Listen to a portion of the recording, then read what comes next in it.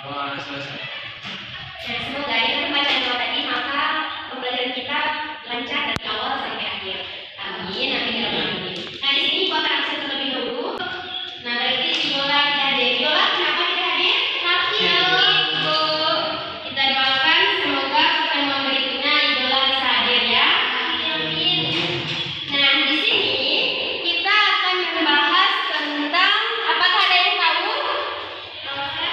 Peran ulama. Yaitunya meneladani peran ulama,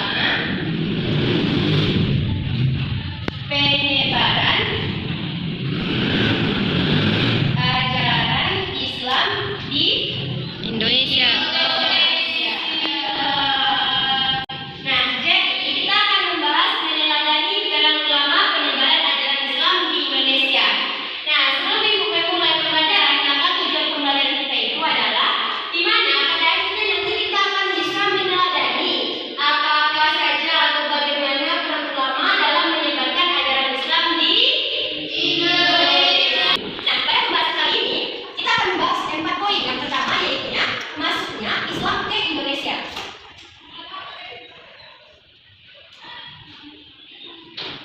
Yang kedua, yaitu kita akan mempelajari tentang perkembangan kesultanan di Indonesia.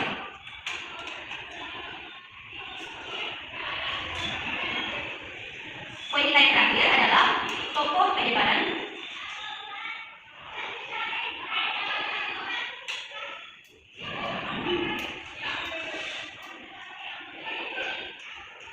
Untuk poin kita yang terakhir yaitu penyebaran.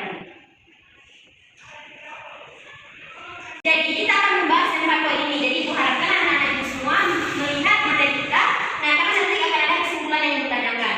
Nah, pada masuknya Islam ke Indonesia ini ada 5 pembagian. Yang pertama adalah teori gujarat. Nah, pada teori gujarat ini dikatakan oleh salah satu tokoh yang mengatakannya itu adalah Smoke Moraga. Di mana teori gujarat ini Smoke Moraga ini mengatakan bahwasanya Islam masuk ke Indonesia itu dari India. Kenapa? Karena tidak mungkin Islam itu masuk tanpa adanya aliran tasawuf. Sedangkan aliran tasawuf itu waktu itu berkembang di Gujarat ataupun India. Nah, lalu yang kedua yaitu teori Mekka. Kalau teori Mekka ini salah satu tokohnya yaitu adalah Buya Hamka. Di mana maksudnya Buya Hamka itu adalah pada abad ke-7 Masehi. Karena kan seperti kita ketahui bahwasanya di Mekah itu ataupun di Arab itu mereka itu mata pencahariannya adalah berdagang. Jadi itu karena adanya perdagangan dari Mekah ke Indonesia, maka dikatakan bahwasanya masuknya Islam ke Indonesia itu adalah dari Mekah. Lalu yang ketiga adalah teori Persia. Nah, teori Persia ini yaitu menurut lupa siapa teori Persia ini. Namun tokoh ini mengatakan bahwasanya Islam itu masuk ke Indonesia dari Persia. Karena di Jawa Barat itu ejaan pembacaan Al-Quran itu berdasarkan ejaan bacaan Al-Quran Persia. Makanya dikatakan Islam masuk dari Persia. Nah, Ibu sudah ingat tokohnya di Persia itu yaitu Husain Gajah-Dingrat. Nah, yang selanjutnya adalah teori Cina.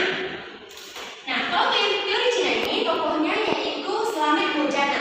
Di mana Slamet Mujana ini mengatakan, kenapa dia mengatakan Islam masuk ke Indonesia dari Cina? Karena dia itu melihat bahwasanya Wali Songo itu keturunan dari Cina. Sedangkan nanti pada tokoh penyebaran ajaran Islam di Indonesia itu salah satunya adalah Wali Songo.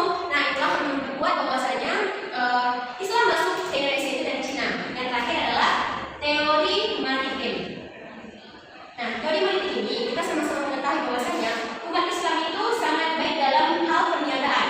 Jadi ditemukanlah kan ketika berniaga tentu saja ada tempat-tempat untuk berhenti di pesisir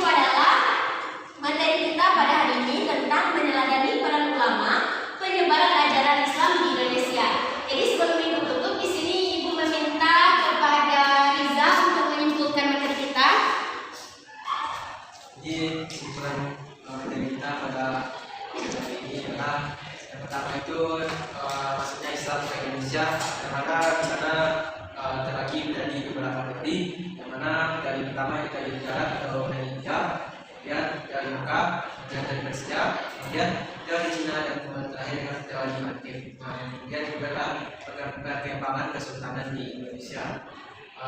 Dan selanjutnya itu adalah tokoh penyebaran ajaran agama Islam Indonesia. Di antaranya ada 7 tokoh. Nah, di sana ada Maulana Muhammad Saleh, Sultan Ahmad, Sultan Alauddin Shah, Sultan Alauddin Mansumo, dan ada yang terakhir adalah menandani keterangan tokoh. Di antaranya kita harus uji dalam berjuang, sabar, kemudian bertakwa dan damai dan menghargai perbedaan.